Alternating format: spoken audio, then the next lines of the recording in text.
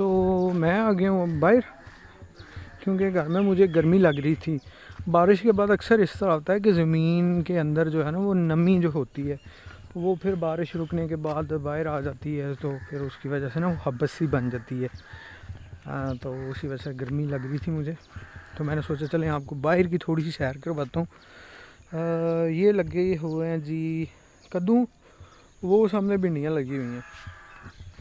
भिंडी ये भी छोटे पौधे हैं अभी भिंडियों के, लेकिन इन्होंने बड़े हो जाना था, लेकिन जिन लोगों ने लगाई हैं उन्होंने पानी बिल्कुल टाइम पे नहीं दिया और ना ही इनकी कोई स्प्रे वगैरह की है। ये आप देख लें कि पत्तों के अंदर सुराख हुए हुए हैं, तो इस वजह से ये फले फूले नहीं हैं।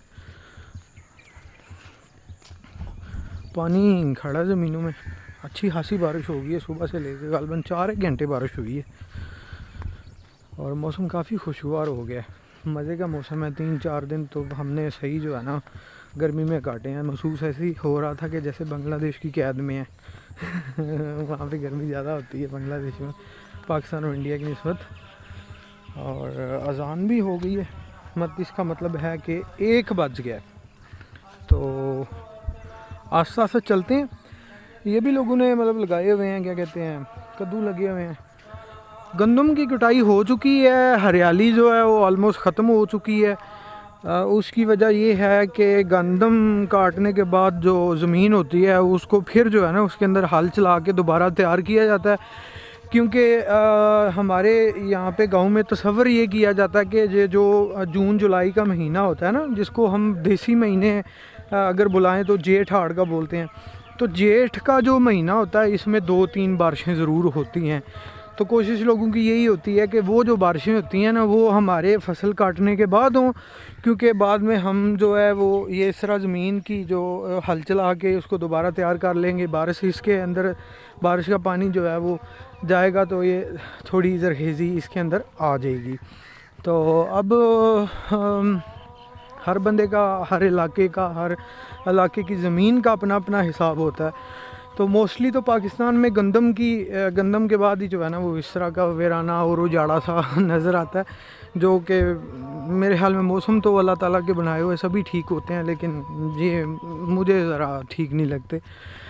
गर्मी तो भाई गर्मी है, और माशाल्लाह से पाकिस्तान में अल्हम्दुलिल्लाह पिछली हुकूमतों ने काफ़ी सारा जो है वो एफर्ट करके तो बिजली का जो निज़ाम था वो तो बेहतर कर ही दिया। अब गांव है तो गांव में लोग पूछते किश्ते कम ही हैं, तो यहाँ पे लोड शेडिंग होती है।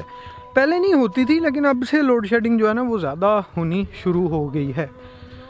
तो खैर आस्ते आस्ते चलते हैं। वो बिल्कुल एंड पे वहाँ पे हमारा एक बरसाती नाला गुजरता है, तो मैं तसव्वुर यही कर रहा हूँ कि शायद यार वहाँ पे क्या कहते हैं कि कोई बारिश बुरिश हुई है तो पानी वगैरह आया होगा, लेकिन मेरा नहीं ख्याल, क्योंकि सावन की बारिशों में जो है ना वो बड़ा ज़्यादा पानी आता है। और उस सावन की बारिशों और वीडियोस, सॉरी वो जो पीप सॉरी, सावन की जो बारिशों का पानी आता है ना वो काफ़ी ज़्यादा आता है। तो मैंने पिछले सावन में जो है ना उसकी एक वीडियो बनाई थी, तो उस वीडियो को देखने के लिए उसका लिंक जो है मैं नीचे डिस्क्रिप्शन में दे दूँगा।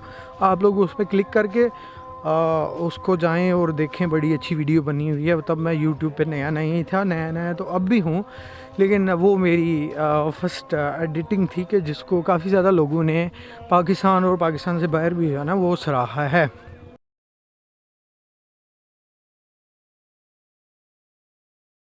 तो जी प्यारे प्यारे दोस्तों, मैं अब आ चुका हूँ यहाँ पे। हमारे एक हारून भाई हैं, उन्होंने ये फसल लगाई है और छोटा सा एक ट्यूबवेल लगाया हुआ है यहाँ पे। और इस ट्यूबवेल का जो तरीक़ेकार चलने का ये है कि छोटा सा जो जनरेटर होता है वो इसके साथ अटैच किया जाता है। ये इसका बोर हुआ हुआ है, तो उसको जनरेटर को पेट्रोल की मदद से ऑन करके फिर ये पाइप के ज़रिए जो अगर दूर हैं ज़मीनें, सपोज़ वो वहाँ पे जा रही हैं, तो ये खाल सी बनी हुई है, इसके ज़रिए भी पानी डाल देते हैं। लेकिन अगर पानी को बचाना हो तो फिर इस पाइप का यूज़ करते हैं। लेकिन खैर मैं आपको थोड़ा सा ये भिंडी की फसल को दिखा देता हूँ। ये जी भिंडी ताज़ी फ्रेश भिंडी लगी हुई है। ये जो फूल हैं ये फूल भी बाद में जो है वो भिंडी की शक्ल इख्तियार कर देंगे। और साथ इसके साथ ये एक बड़ी प्यारी सी भिंडी लगी हुई, बड़ी क्या कहते हैं मुलायम सी। तो ये भिंडियों की फसल है, ठीक है। और इसके अलावा हारून भाई ने यहाँ पे लगाया हुआ है पुदीना। पुदीना बड़ी ज़बरदस्त चीज़ है सेहत के हवाले से भी, और बिलखसूस जो मैदे के पेशेंट होते हैं उनके लिए तो नहायत ही मौजू जो है ना वो पुदीने का कावा जो होता है ये पीना चाहिए, बजाय इसके कि हम पत्ती का कावा पिएं। तो ये कावा जो है पुदीने का ये बड़ा ज़बरदस्त होता है। उसके अलावा हारून भाई, अब मैं वो आगे नहीं जा सकता, पानी खड़ा है सेंटर में, तो पाँव मेरे सारे गंदे हो जाएंगे, कीचड़ लग जाएगा मेरे पाँव और जूतियों पे। तो वैसे भी अंदर जाना मेरे ख्याल में नुकसान ही होगा। तो पता नहीं इन्होंने ये जो पगडंडी बनी हुई है अंदर, इसके अंदर पता नहीं क्या इन्होंने लगाया हुआ है। मेरे ख्याल में इसके भी छोटे से भिंडी के ही पौधे मुझे नज़र आ रहे हैं। और ये हारून भाई में मिर्चें लगाई हुई हैं, ये देखें जी मिर्चें, ये हैं जी, ये हरी मिर्च लगी हुई है छोटी छोटी सी, वो बड़ी बड़ी आगे भी हैं। मैं 1 मिनट आपको जूम करके दिखाता हूँ, शायद अगर रिज़ल्ट ना ख़राब हो तो आप देख सकते हैं। ये देखें जी, ये बड़ी भिंडियाँ लगी हुई, सॉरी मिर्चें लगी हुई हैं। तो खैर हम लोग क्या करते हैं कि अब चलते हैं आगे। हाँ भिंडियाँ ही हैं, मिर्चें हैं, उसके अलावा और कुछ नहीं है।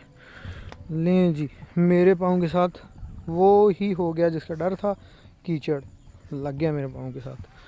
खैर एनीवेज़ आगे चलते हैं और बरसाती नाले को देख के आते हैं। फिर वापसी पे हम लोग पढ़ेंगे नमाज, क्योंकि नमाज का टाइम हो जाना है फिर। और वो सामने आपको जो है वो दूर दूर आज़ाद कश्मीर के पहाड़ नज़र आ रहे हैं, डिस्ट्रिक्ट भिम्बर और डिस्ट्रिक्ट मीरपुर के। इंशाल्लाह ताला मेरे को दोस्त आ रहे हैं, और जब वो आएंगे यहाँ पे, मेरे गाँव के ही हैं लड़के, तो जब आएंगे तो हम लोग इंशाल्लाह वो घूमने जाएंगे और आप लोगों को वहीं की खूबसूरती भी मैं दिखाऊंगा।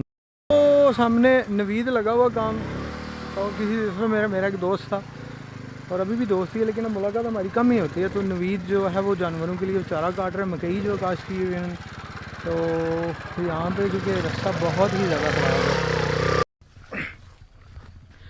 वो सामने जो आपको नज़र आ रहे हैं वो आम के बूटे हैं, पौधे मीन्स शजर, बूटे पंजाबी में बोलते हैं।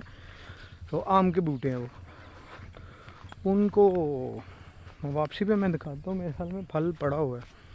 तो वो दिखाने के बाद आपको वापस गाँव लेके चलता हूँ, क्योंकि रास्ता बहुत ही ज़्यादा ख़राब है और चलने नहीं मेरे से यहाँ पे हो रहा। क्योंकि अगर बूट वगैरह पहने होंगे तो फिर तो जाहिर सी बात है चल ही लूँगा, लेकिन बगैर बूटों के भाई यहाँ पे चलना नहायत डिफ़िकल्ट है। सांस भी फूल गया मेरा।